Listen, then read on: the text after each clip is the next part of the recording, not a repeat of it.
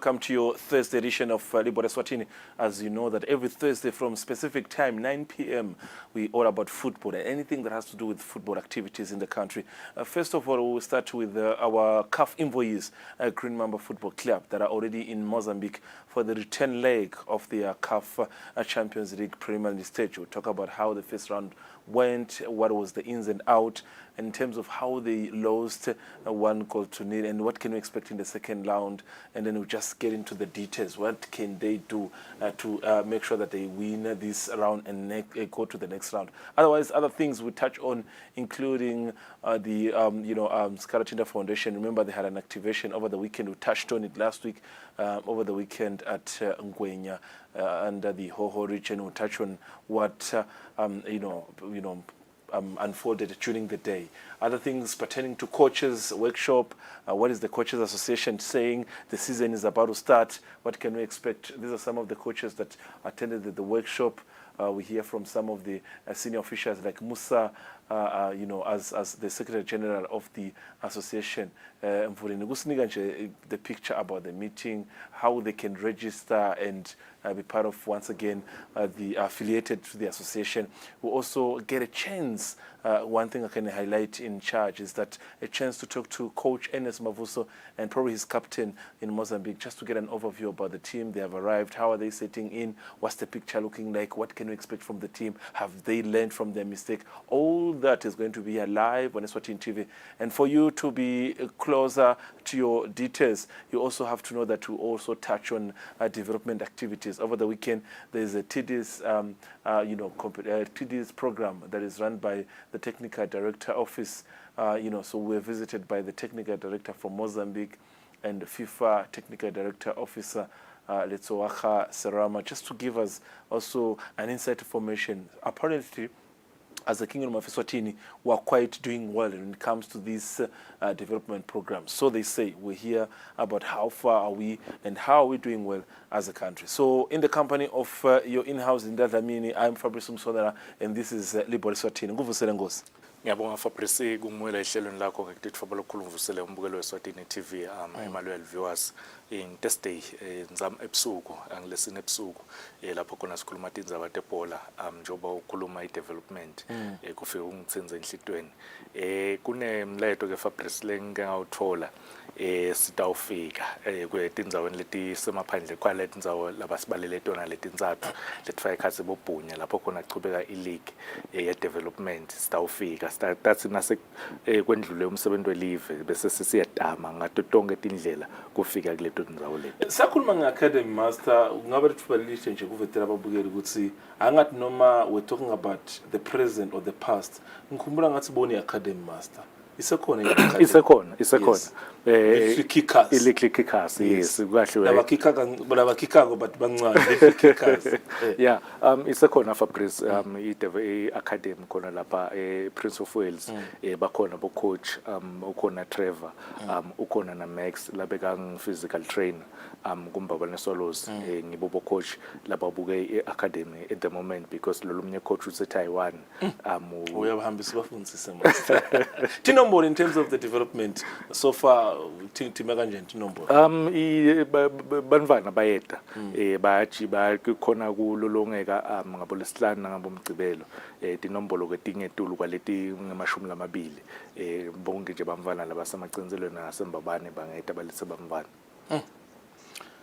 Now, since you are someone who has a good eye, master, for development, let's get on and talk about development. Lagangwan, Nyamuva Letsaho Sarama is talking about us as a country. We are doing well when it comes to development. I think he's touching it from Master Gutsi.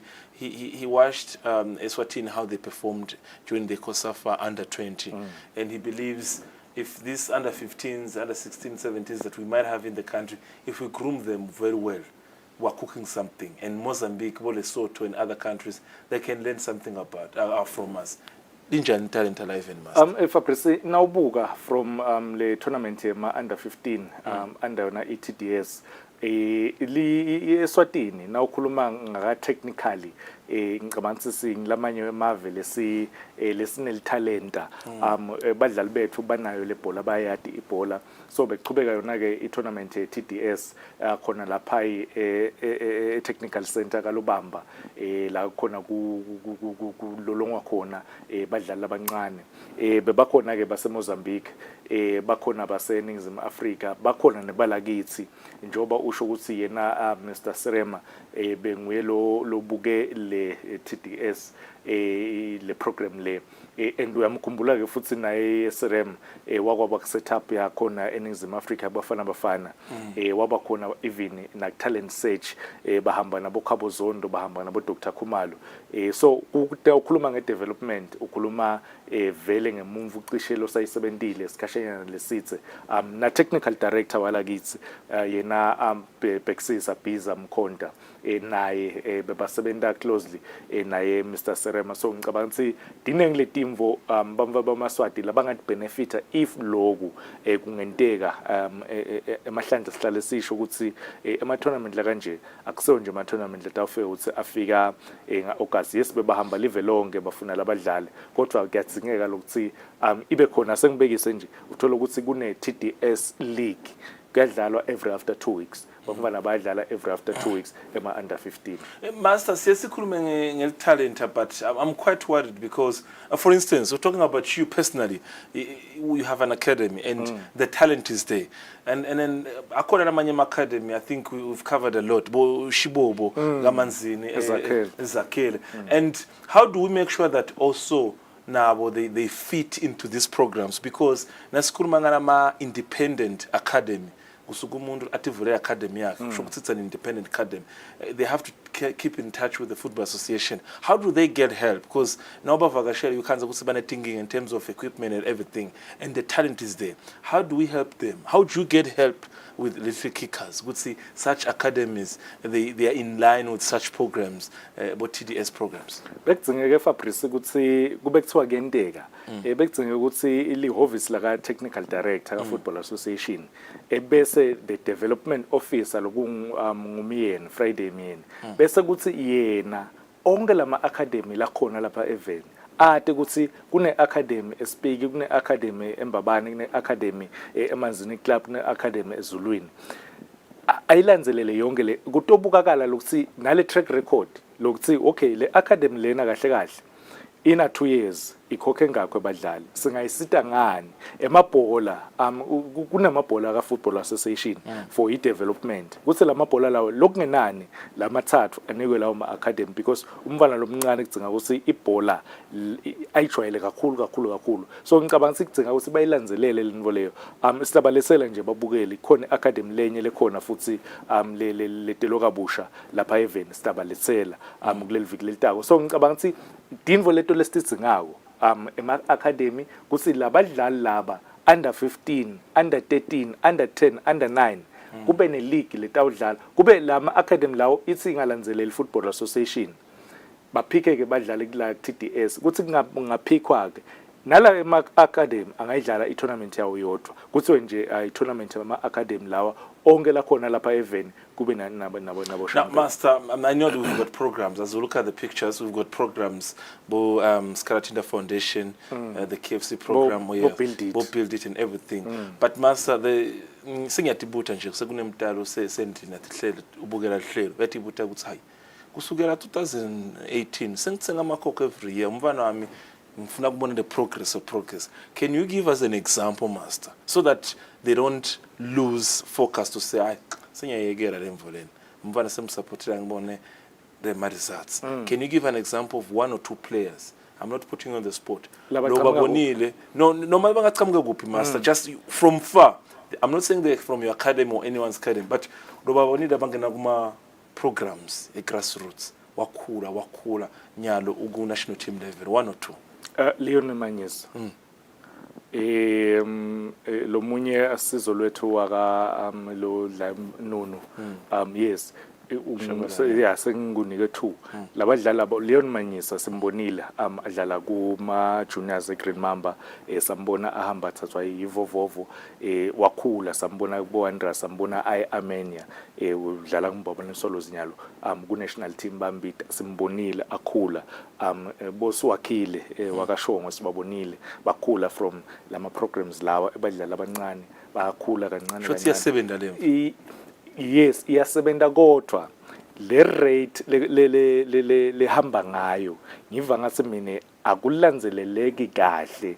If bekulanzeleleka kahle bekumele ukuthi la even as much as le office la technical director lemsebenzi lomkhulu kakhulu Fabrice kudzinga ukuthi the development officer bese sekuba nalo head waka development under the technical director loyo nguye lo lotawumonitor konke le data yalabadlali labancane uyathi ukuthi nawo umdlali nango waqala wadlala ku Pick and Pay junior tournament wadlala ku Build It junior tournament siyamlanzelela after 3 years so yangena kuma under 17 because le track record ikhona nakangena uya kuma under 20 because most of them naba nje ma under 20 bekayile Lesotho 60% wawo adlala ku Super League azange sakadlala kulama tournament leswashoko lawa badlalela nje lemaphandleni so ngicabanga ukuthi lokulanzelela lokho kuyamsita lo mvu ukuthi nalabo coach because utawufika lo muntu uchamuka ka Super League uyocoacha ngusikhalo Mduduzi Nxumalo uyomcoacha kuma under 20 uyafika umnika lenye ilevel yaka coaching athuke lo muntu amangala uthola ukuthi lo muntu sekuthiwa inkomo kanti uthuswa nguna coaching la sayithola because leka Super League akayitholanga but nangabe kulanzelela sathi nje ukuthi the development officer because yena the philosophy the culture everything bayathi football association ukuthi ifuna ini kulabadlali bayo. Now, to give you an overview of how some of the well-known faces in the football industry, they rate the Kingdom of Eswatini so high. This is Letsohaka Sarama in the Kingdom over the weekend saying that when last he was in the country in February, the program was not this far. He believes that a lot of countries, your Mozambique, Lesotho, all neighboring countries can learn a lot from what we've achieved as a country. You and I have a question to answer. Let's listen to him and other technical directors, including local technical director Boy Bizamkonda and the one from Mozambique. Listen to this. The TDS program, it's very important for the future of the talents of every country. And as you can see, in the players in Africa, they don't have so many chances when they go to Europe, for example, because they start training since the 5-6 years old, and we start here very late. So now with these kind of initiatives, it's maybe, I think, in the future, next 5-8 years, you can have better players in our countries. So in Mozambique, we started last year with the program called Women Campaign for girls only, under 15, under 13. And now, this year, we introduced another program. It's a league development. It's also for girls with under 15 and under 17. We try to have different kind of age competitions for girls. And for the boys, we have the under 13 and under 15 competitions. And we start also the TDS only on the 5 cities. We have 11 provinces. And this year, we start only in the 6 provinces. And next year we are moving to the other 5 provinces. So we do it in the districts and the communities with boys with 11, 12 and 13 years old. They played and we choose, and after that we choose the district selection and put the districts playing one another, and you kind to reach provincial selection. Maybe next year we can have now the best players from the TDS. We choose all the talents along the country. And you can prepare better them, and we call them to our technical center. We don't have, unfortunately. I have to congratulate EFA for you have this facility. It's very important if you can have a technical center, because there, when we need to training our boys and girls, you need to loan pitches from other clubs. It's very expensive. And maybe in the future, Mozambique Federation could have a good technical center. I hope so. And it will be very nice for us. You can do it a better job and help these boys and girls with their dreams. Kuyasisita kakhulu, siyakhona kubona ngathi i-talent, and then lokunye lapho kusisita khona siyakhona nekubona ukuthi sicalile kusebenza lo msebenzi we-TDS sesisebenze kangakanani, sebakhule kangakanani. Maybe lokunye kokuqina inkhulisa lena ngala sikhona kubona khona ukuthi badlali bethu endawuthini nakudlalwa nalamanye amave o international level banjani badiva banjani. I was here in February when the TDS was launched, and I saw the players who were here. I went to Nhlangano, I went to the other place next to the airport, and I was here during the launch as well. I must say from that date when I was here in February, there has been a great improvement on the players that I see here. It means the coaches in the centers have been doing a great job with these players. And if these players today are under 15, in the next 2 years they will be under 17.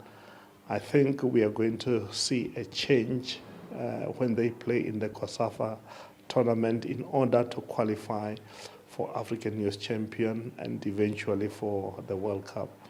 And this is what we have always been trying to preach, to say, you don't just need 2 or 3 camps for the players in the national team. You need them to be having this type of games that we are having today in Mozambique, being hosted here. And we want them again to go somewhere and again to go to another country. But you'll find that it used to be a case where these boys travel for the first time to the COSAFA wherever it's held. It is first time they travel. It is first time they do everything. And they are overwhelmed by everything. Instead of competing, they are not able to compete. The exercise today that we see, it's one of those exercises that we have always said we wanted to see. And it is good to see that Mozambique and Eswatini have started with this project. 2 years, you will see a big improvement when they go and compete in the COSAFA tournament. So this is a job well done for the 2 countries. One of the key reasons that you must understand is from 2025, the World Cup for under 17 will be every year. And you cannot wait and say, I will develop the players. There will be a process that I will take, because next day you're required to produce a team. Next day you're required to produce a team. So this TDS is important in that when they start in the under 15, they try and make sure that they prepare the players 2 years before the tournament. So the 6 centers that we have in the country here are important in making sure that that talent it's always been given a chance, it's been prepared. There's something that is happening with the talent itself. Even those players that they don't get to see, but because of its consistency, because they are doing activities, eventually you will even be able to spot those players that you have not spotted in the beginning of the project. So for Eswatini, for Mozambique to do this, I really applaud them 100% for doing a project of this nature. So it is important that they don't stop now. Maybe we see when the schools close again, they go, maybe they are hosted by Botswana, and Botswana is hosting them. They go to Lesotho, they go to South Africa. By the time it's time for competition, I can tell you that you're going to see an improved performance. The improved performance is not just that of the countries doing the job. Football itself will also improve because they are getting quality training in the centers. Even when they grow older, they are absorbed into the team. The teams are getting quality players, and that improves and develop the standard of football in the country. So if these boys get to play well in the under 17, they'll play much better in the under 20 much better in the under 23, and we will see a better Isihlangu through this project. We don't have to see players for the first time. He's playing for the senior team. He has never played for the under 17. He has never played for the under 20 or under 23. And we say here is a youngster, and we talk about a 25-year-old who is not a youngster. It's over the hill. So this project will really help develop that, creating a good pathway for our players to top-level football.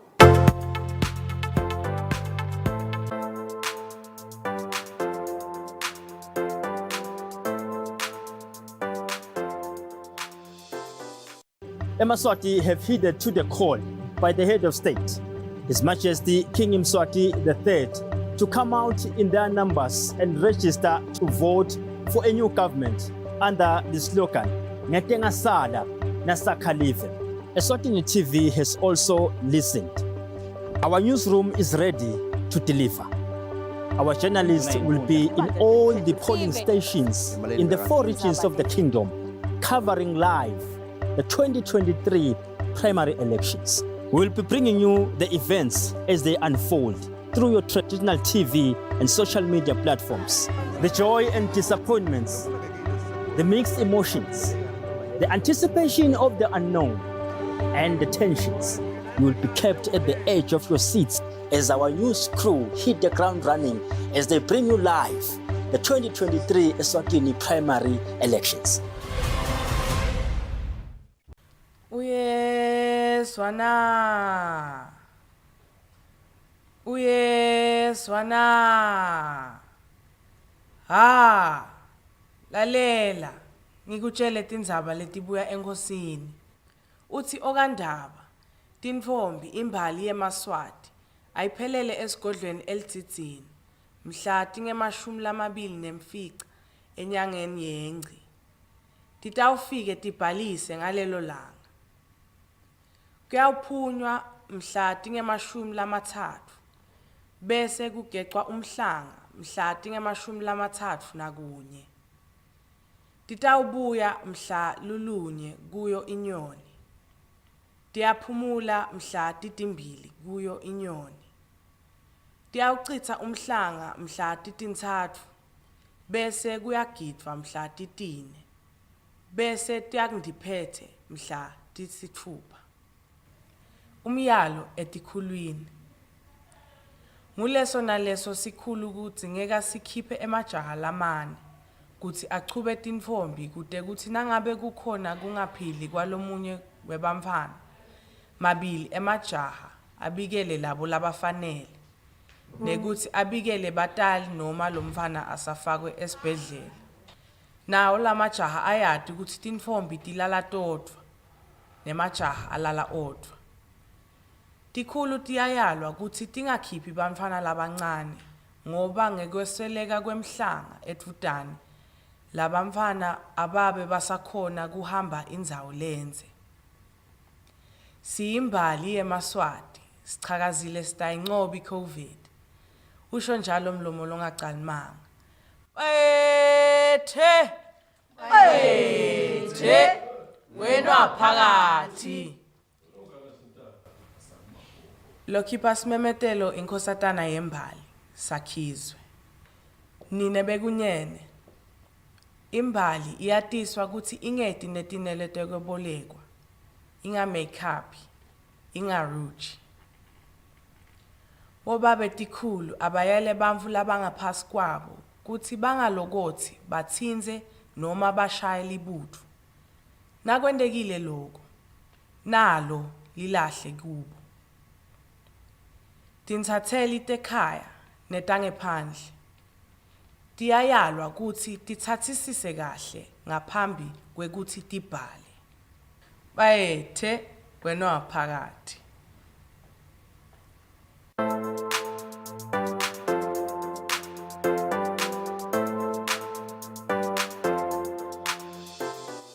We're still with you. This is Libhola Eswatini and we're all about football. Now, the next topic, it's all about football like I highlighted. Master, should we touch on Green Mamba? Yes. Green Mamba, they played their first leg of the CAF Champions League last weekend against UDF Songo from Mozambique. They were defeated by a goal to nil, Master. Going to that game, Master, you had your reservations, you had your confidence that maybe things could go accordingly. Was the result a true reflection of what you were expecting? Fabrice ngathi nangibuka le starting 11 sayi Green Mamba excuse me nangibuka nje le starting 11 ngabona ukuthi okay kubhicana talent experience because ku central defense bekunaye Sleng anamakonase then like central midfield. Green Mamba is in white, by the way. Yes, ansi ba away vele badlala nge-away kit. Yes, so nawubuka even nala ku midfield ubona kuna Khetho, kuna D4D, then la ngaphambili kwabo kuna Mxolisi, then emaceleni kuna Magwegwe, kuna Mjabulo Thwala, striking force kuna Javi. Ngicabanga ukuthi Javi last season udlale kakhulu, adlala cishe aqhamuka eceleni kancane supporter cishe onke lawo ma forwards. And nawubuka even naleli goal leli Fabrice siyakhumbula ukuthi icishe isizini yonke last season bekudlala chipa ngale ka left, and uyabona ukuthi that cross lebuya ngala ku D-line iqhamuka ngale kulihlangothi le left back lengicabanga ukuthi bekungalungiseka even nangala khathi ke lengicabanga ukuthi the reaction and everything ngasho ukuthi ngaba blame more especially the midfield because nakuchamuke amabhola la kanje because most of amabhola ayo idisongo bekachamuka asabuya la D-line la bekumele ukuthi khona Khetho kube nguye lo ufaka ipressure kakhulu ngicabanga ukuthi coach ubukile ama highlights utawukhona ukuthi alungise going forward more especially the full backs nalakhasi ku central midfield. There was so much talk about Banda and going to the second round, Usakurunya, Banda this, Banda that. But besides, before we get to them, did Green Mamba, since they're representing us as a country, did they get a chance to play their type of football normally under the M10 Premier League when they are at home playing in the league? We know the type of. Did they get a chance to display their style of football? No. And the logo for pressing kabansi coach Ernest Washo building up kule game lekuthi vele seyitawushintsha kancane gameplay because more especially injury yascal because one player lomnya ngasho ukuthi seyashintsha nje nga one player team it's nakuqala isizini but ukuthi style of play sika nje and kunanabadlali naba then naphuma munye umuntu iyalimala leyo style of play ngakubekisela ama teams lafana nabo Arsenal kulemala Jesus kwathi ngakuthi coach ashintshe style of play sonke kule team then na Green Mamba yes ama chances yawathola bezama kwafaka lama cross and ngicabanga ukuthi if lamanye awo beyiwafaka on time ingafuni lokudelay kule chance lena nje leyagcina ukuthi kuyikhona if that cross yangena ekuqaleni yasheshe yangena ingangeni nakhona yetul because it was before Skali angene kule game le wafakela ama cross ahambela pass and ulingise bona because bona bebathi bangayithola le bhola most of the time buka kusibenta kanjani emabhola abo kakhulu uthi angayithola lo mvu ngala nangabe uconzana ne right back akhathe in angene ngekhathi bese soyashoot nayo iGreen Mamba bekugcina ukuthi most of the time yente kanjalo. The attendance Maswati did not disappoint. We saw them going in their numbers.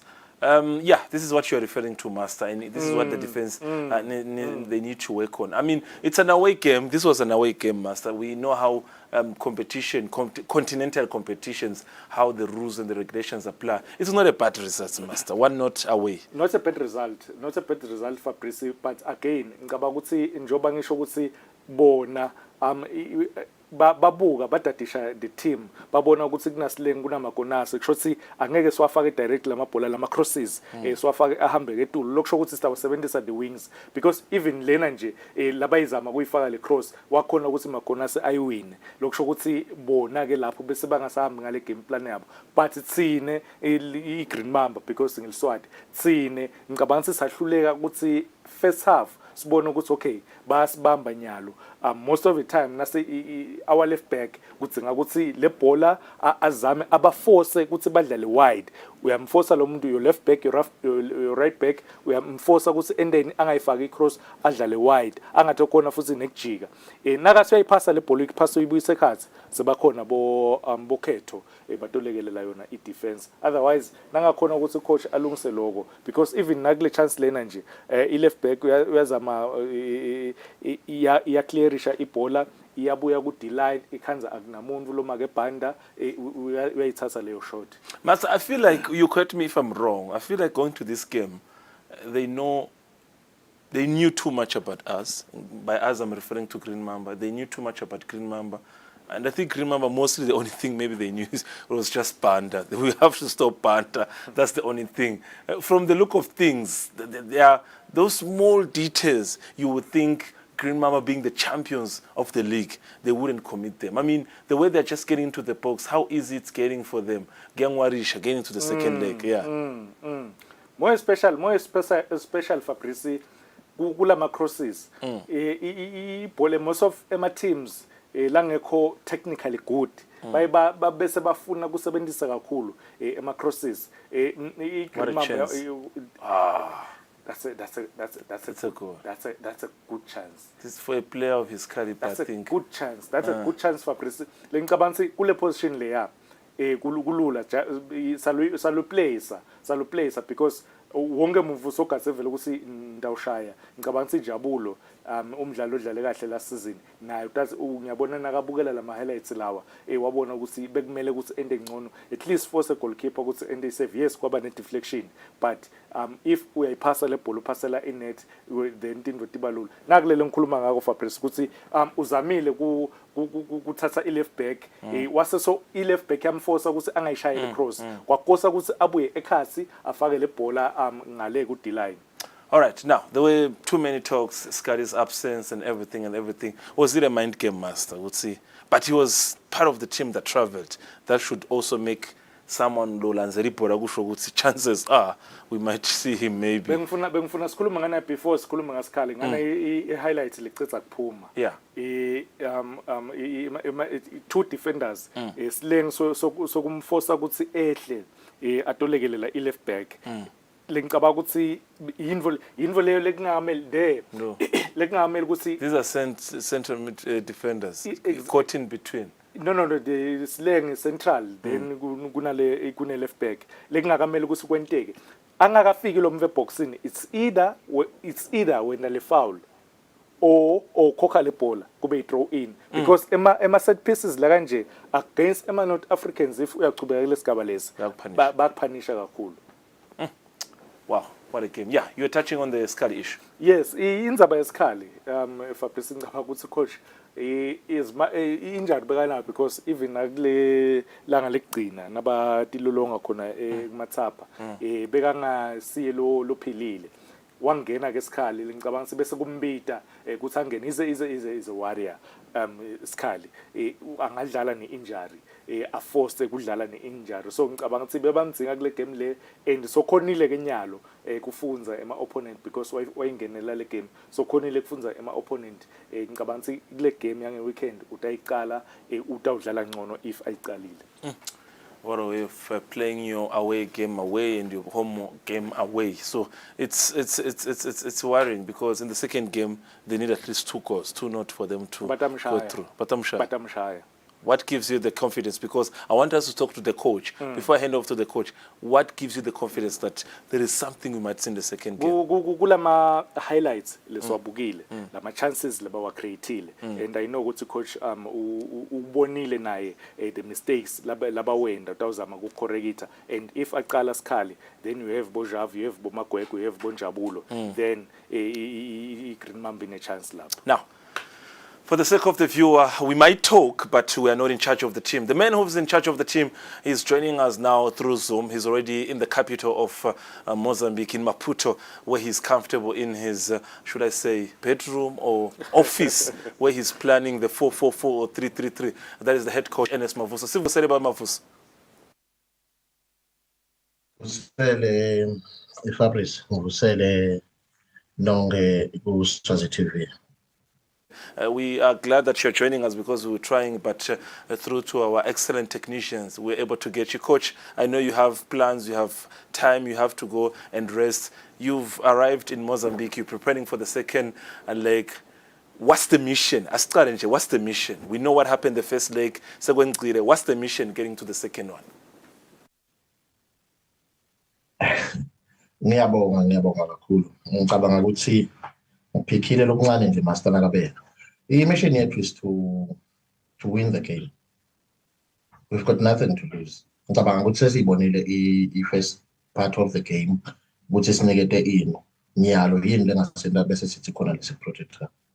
We've got nothing to protect here. They've got something to protect more. We're coming all out. We want to win this. I think you're picking Master's words about your defense, which I think maybe that's where the likes of Bo Banda were capitalizing. Do you have a plan going into the second round? Ngicabanga ukuthi sikunakile lo sikubukile. Asesibabuke kule game lela ukuthi batawukhona yini umuva ngalendlela lo labacabanga noma labakhona kumuva ngayo nabayisusa le game yabo ngoba na unganala lama movements abo lengathi asihlupha kakhulu abakhona the first 25 minutes emva kwaloko they subsided. Master, he's got one or two questions to throw in. Coach mhlambe nje ngaba mbili mbuto kwesicala ukuthi ingabe indawo khona lokuthi unilungise as a team more especially because sibabonile ukuthi nabachamukela ngala kuma flanks bangafjaki kufaka le cross bayabuya bayilese le cross ngala ngemuva ku D-line bese seyikhanza yena banda more especially uthatha lawo ma shots.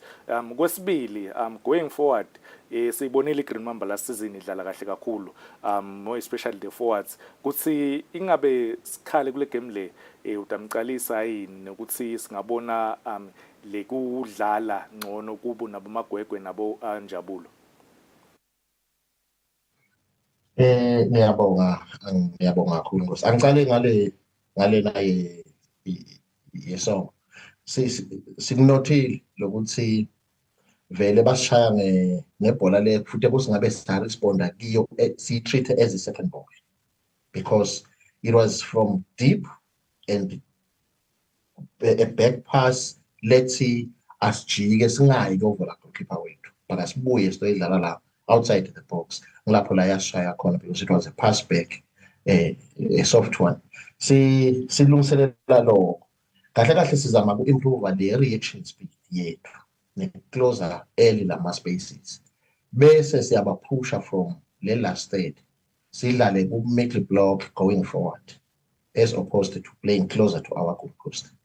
Kulena yasikhali no Steven ngosiyami asibeke amaphansi besibanjwe injury yakhe kumqalisa ne level of fitness yakhe beyisesephansi kanti sewungcono utawukhona kwicala this time around and maybe Maswati angawathembisa ukuthi atawubona a better Green Mamba than last weekend. Some of the key players, coach, on the day, especially on their side, the opponents, Bob, what's the plan now going into the second game? Because I want to believe part of your mission, you have to win, but they can't score. So you have to avoid good call. And then two, fitness, in terms of as a team, they look a bit ahead because the league, and for us, the league is not ongoing. Do you think maybe that is playing? It played a point in the first leg. Ngobe liqiniso lithi kube thina bese sinayo 5 games into our league would have done better. But njeke bekuyigame yethu yokuqala bona bebadlala 14 games bamisa game 15. Yakutshela ukuthi basemkhathini league. So they could have done better kube bebaprepare kahle for the game. In short, I'm trying to say, ngicabanga ukuthi sizabe siprepare ngcono this time around kuna last time. Ngiyibone lekufanele ukuthi babe worried kakhulu ukuthi iGreen Mamba idala as opposed to us worried them because nithi le style let's le game. Coach, 2 questions before I let you go. One, Sibonile Maswati coming their numbers to support you. I want to believe that psychologically kubadlali and to you the technical bench kwakusitha kwa apply something. Information gathered is that even this weekend batawuphinze bethe in their numbers engabe lokho kuwe personally kukujabulisa kanganani. And then lastly, I don't know if it's allowed or if you can do that, just to give us your plan now for the players before the game. The gym, what's going on? What's the plan? Mhlambe kuloko kugcina kuthiwa baligwinyana singafika kiko. Kepha nje-ke kule ma-supporters sibonga kakhulu and siyawacela nekunombolo tabo. Sakujabulela labakwenda. Kuwo onke ama-team lakhona kangwane saku-appreciate kakhulu esakubona ezimpethu stadium. Siyakucela nakulelo viki iphinde basupport. And singeke sibendele phansi. Sitabajabulisa. Igame yethu hayi ngicela kungangeni kuloku tactical, ngicela kuba ne-training, ngicela kuba ne-training yekugcina yokurehesa our game plan kusasa, then Saturday we'll address everything. Good coach, master, one or two. No. Kuthi nje kuthi la coach emaswati onke lithemba likuwe nathi singumsakade Eswatini TV silibandla lema sports ngicabanga sikufisela inhlanhla ukuthi nichubeke le esigabeni lesilandzelako siyathi senethemba ndawushaya amagoli amathathu. Thank you my kuhle lo, appreciate kakhulu. Thank you very much Swazi TV. Thank you very much Swazi. Coach, kukuvalisa nje ngakuhlebela coach ukuthi on 10 times he has predicted the score, 8 times kwendek. So those are the chances that the 3-0 ngende kumthole. Thank you very much coach. Siyabonga. Thank you. That is Ernest Mavuso, a Green Mamba head coach who is in Maputo, Mozambique, ahead of their second leg against Songo from Mozambique. Having lost the first round, now they're looking to win the second round, which they will be hosting. So 2-0, they need 2 goals, but this man has predicted 3 goals. Master, you move a coach, and body language, the confidence. He is not a man of too many words, but the few words he gives you, we can do it and they will do it. If kunemvo lengithandzayo ngacoach Mavuso ukuthi utok-analyzela ukuthi kuhambe kabe kuphi.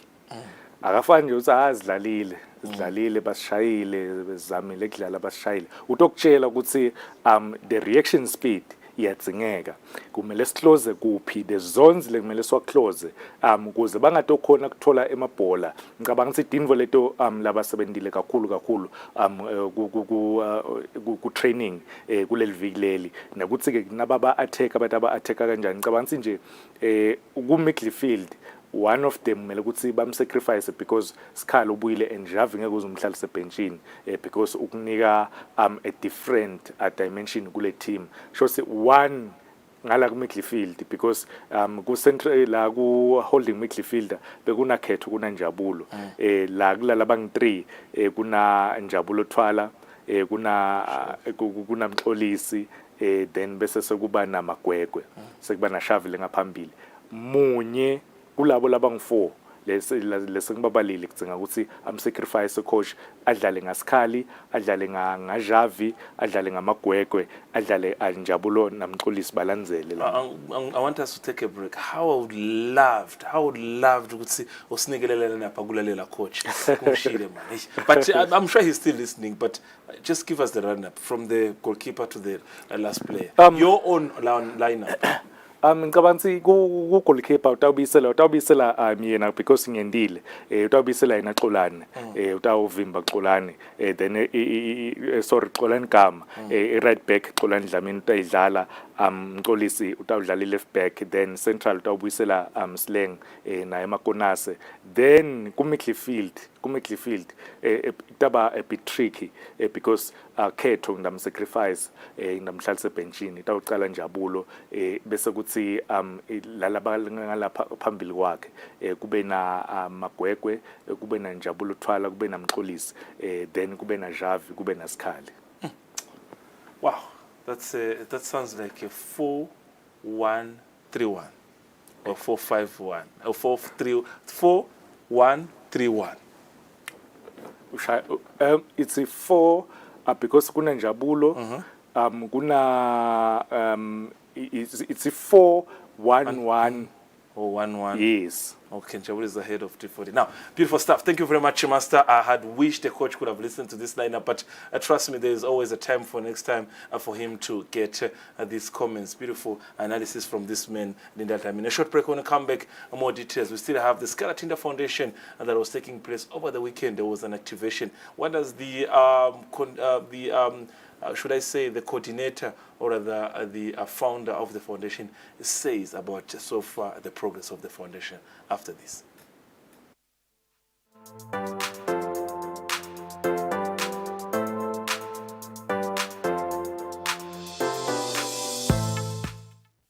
Ubusebiyelele wena Mswati wabusa phambi kwetitha wasuyadindula wasuyashamba wasuyashashabula uyimbubu ngwenyama ngumkhokho yabalekela udle ematholo ezinyathi wena waphakathi wayethi umnyaka wa-2023 ngumnyaka lomkhulu eSwatini njengoba live lihalekisela ingwenyama yenkosi Mswati wesithathu iminyaka lengama-55 yadalwa lehlanganiswe negubha iminyaka lengama-55 live latfola amazibuse ugcamisa lo mkhosi lomkhulu welive umsakazo weSwatini TV umemasive ukuthi sibukele tinhlelo elikhombisa imisebenzi yentuthuko yelive leyasukunyiswa yaphinze yasekelwa silo inkosi Mswati wesithathu lesolo isimamise live nalomuhla inhlelo lingena njalo ngelisonto ngensimbi yesine entsambama halala mbangazitha halala eSwatini.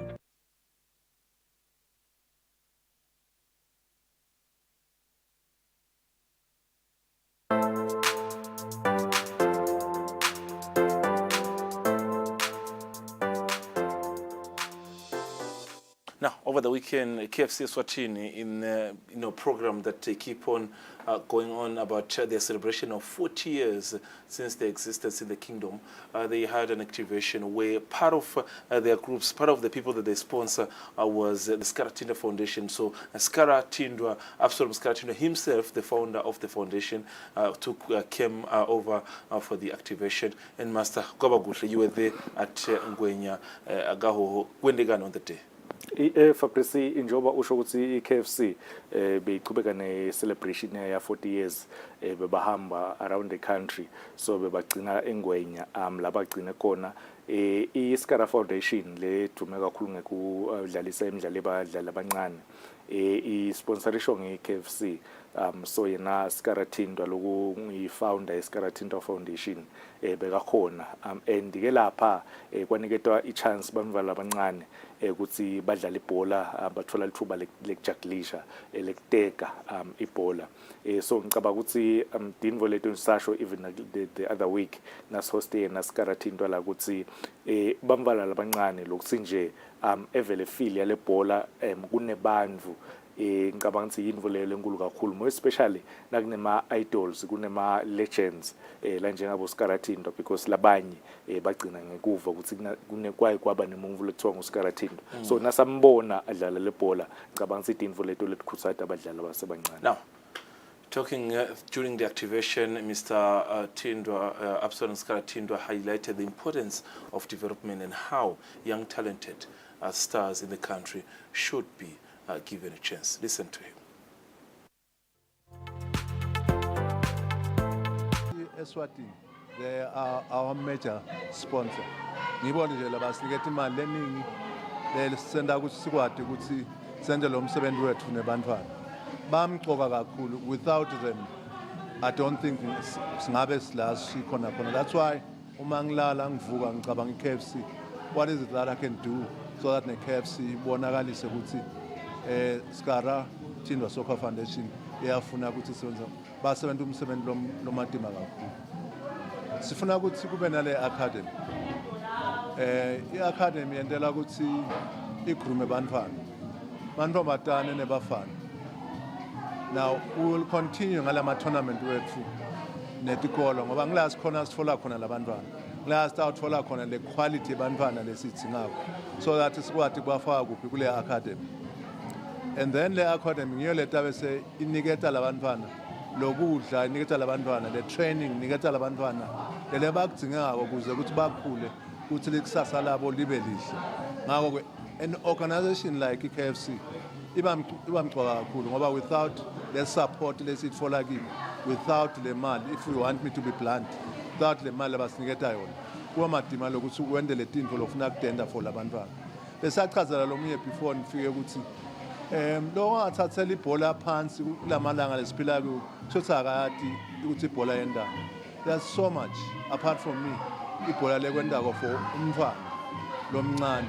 Uthola ukuthi umntwana uphuma emayini la ngaphuma khona bekangatiwe namhlanje soyatiwa ngoba ibhola imendile yambeka lapha abantu bamati abantu bamlalela uma ekhuluma. I'm one of the people who are fortunate ukuthi bantu mangicela television noma nithi ukuthi ngicela nitendo support nikwati ukulalela because of ibhola. Without ibhola ngeke kwendeke. So sifuna ukuthi labantwana uma sebaqedile lokho ama tournament sibacoce vele bangene kule accommodation le academy. But before that sitaba namalentoza ama centers last time sibacenga khona labantwana kuze kusithole le crop lesicabanga ukuthi siyayidinga so that labantwana babe kule foundation, and then from lapho labantwana uma seba ready we want to try and send them kulama teams amakhulu, for instance abo Chiefs nabo Paris nabo Sundowns. Asikhethe team le1 sifuna ukuthi abantwana badlale la bangakhona khona ukuthi baphilise.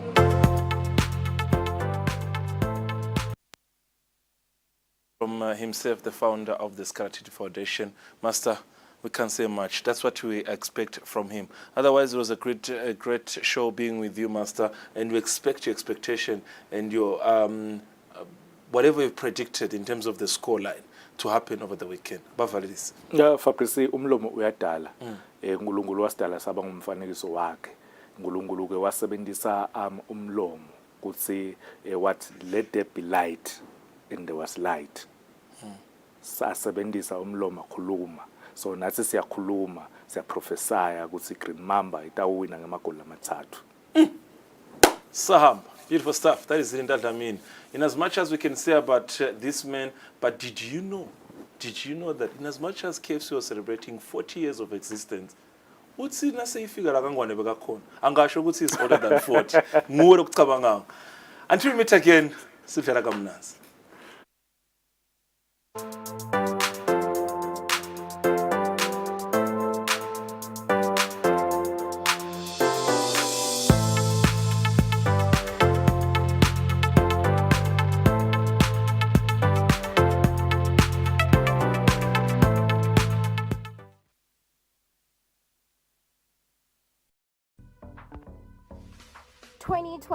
International Trade Fair.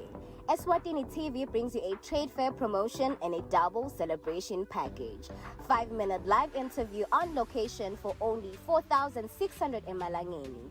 A live Kusile breakfast show interview on location for as low as 3,450 emalangeni. 30 seconds complimentary message for only 12,638 emalangeni 50 cents. 30 seconds commercial advert with a minimum of 20 slots, corporate for only 659 emalangeni 15 cents. Small medium enterprise for only 332 emalangeni 72 cents. Promotion ends on the 30th of September 2023.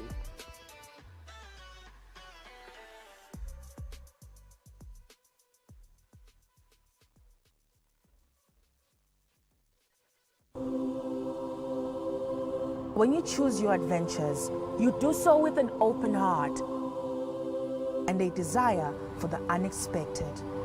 You embark on journeys to discover new worlds, full of wonder. You choose a path to awaken your senses, to feel the rush of life overwhelm you, a world to make you look up and realize just how inspiring this life can be. You ask, and we give you the royal experience. Arrive and awaken your heart. Explore life in ways only thought possible in your dreams. There are but a few places on earth so special, so unique, and so spectacular, where it becomes the rite of passage for the ambitious travelers, the courageous souls, to all have the one and only royal experience. That That day when you look deep into your heart and leap into an ancient world so very different from your own, where magic, beauty, and love are shared forever. Then you will have a whole experience. There is just one place on earth where the people make you feel a part of their kingdom, where you just might volunteer to awaken spirits, enrich minds, and work alongside communities to build, motivate, and inspire. This is truly the royal experience. When you dream of a different world, beyond the ordinary, beyond time, discover just how far you go to expand your understanding of life's greatest mysteries. There's just one place on this planet with so much to offer